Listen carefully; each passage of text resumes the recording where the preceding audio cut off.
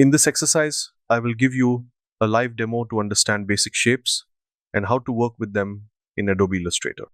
So first, let's open a document to work on. I will open a new file, and under Art and Illustration, I will select A4 sheet. And in the preset details, I'll put units as millimeters and then provide a suitable title to the document. As I need only one artboard to work on, I will keep the artboard value as 1. And I want the sheet to be in portrait mode, so from here I can change the orientation of the document as well. I will select the portrait option. It will become blue and the dimensions are also reversed automatically. I will keep the color mode as RGB only and screen resolution as 72 ppi only, as I am not going to take a print of this. Now click Create. Next step will be to immediately save this file in your local drive to move ahead. Now our document is ready to work on. First you look for Layer panel in your sidebar. By default it will show you one layer. If you don't have the Layer tab, you can go to Windows menu and from the list look for Layer option. Select it to get it in your side panels or tabs. You can also use F7 key as a shortcut for that. Maybe sometimes you will find the Layer panel somewhere here in collapsible icons. The icon of the layers looks something like this.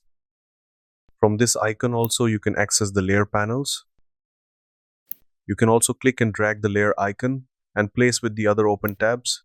You can also slide it within the tabs and place it at first place as shown. In the layer, you get an option to lock your layer. I will keep this base layer locked, and from the bottom I will find a plus sign which says create new layer. Click it and it will automatically create a new layer. I will rename the layer as shape pattern or basic shapes, or you can choose your own. Let's take the first step towards making your first shape in Illustrator. The first step is to make very basic shape of rectangle or square. To make shapes in Adobe Illustrator, you need to go to shape icon of left side panel. If you right click this panel, it will open more options by which you can make different shapes like circle, ellipse, polygons and others. You can also tear up this tool panel by clicking on the sidebar arrow as shown. It will separate the basic shapes tool panel and you can float it anywhere in your working area. I will click and drag to put it near my artboard. By using the two arrow keys at the top right corner of the tool panel, you can change the orientation of the tool panel from horizontal to vertical and vice versa. Now I will use the rectangle tool and start making a first basic shape. Click and drag from one corner and you will see your rectangle has started taking shape. You can randomly give it any shape you want. You will also see near the cursor, dynamic width and height of the rectangle is displayed, which changes dynamically as you move your cursor to adjust the shape of the rectangle. And if you want to make a square from the same rectangle tool, you have to just press and hold the shift key and a magenta color diagonal line will appear, which is an indication that your shape is now a square. And also, if you check the dynamic dimensions now, both height and width are same at any point, and the moment you release the shift key before finishing your rectangle, it will again become free flow rectangle. I will press and hold the shift key and make square of random size. Now press V key, which is a shortcut of the select tool in Illustrator. Now click outside the shape to deselect the shape. Our shape is complete. It has two components. One is stroke or the outline of the shape. It is also known as path. And another one is fill color, which is currently white. Next, we will see how we can modify this simple square shape in so many ways in Illustrator. Now I will select the shape and see how the options change at the top below the menu bar. First option is fill option. If you click the down arrow, you will see default color options in Illustrator for your shapes. I will select black color just to show you how it affects the shape color. And in some cases, we don't want our shape to be filled from inside. We only want outline or stroke on that shape. Then we have an option of no fill from the color menu, which looks like a diagonal red line on a white background. Select it and it will remove all fill from your shape and you will be left with only strokes or outline as shown. Second option is stroke, which is currently shown as a black color outline, which is also known as path in Illustrator. Select it and click the down arrow of the stroke option. Here also you get similar option as fill to change the color of your stroke or outline.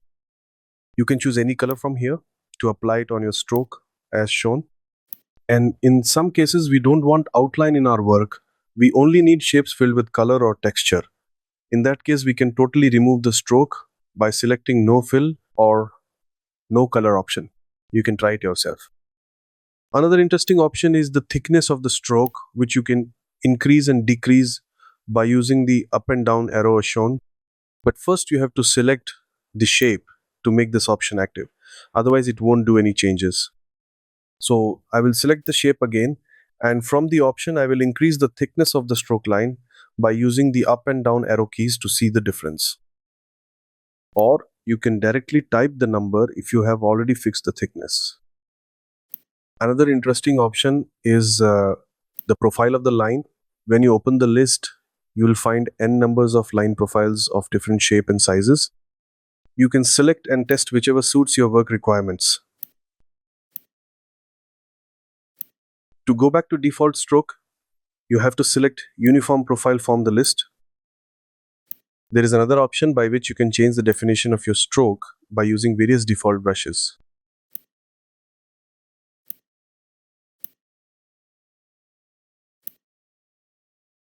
By default, very few presets are available, but you can explore both free and paid presets from Creative Cloud library.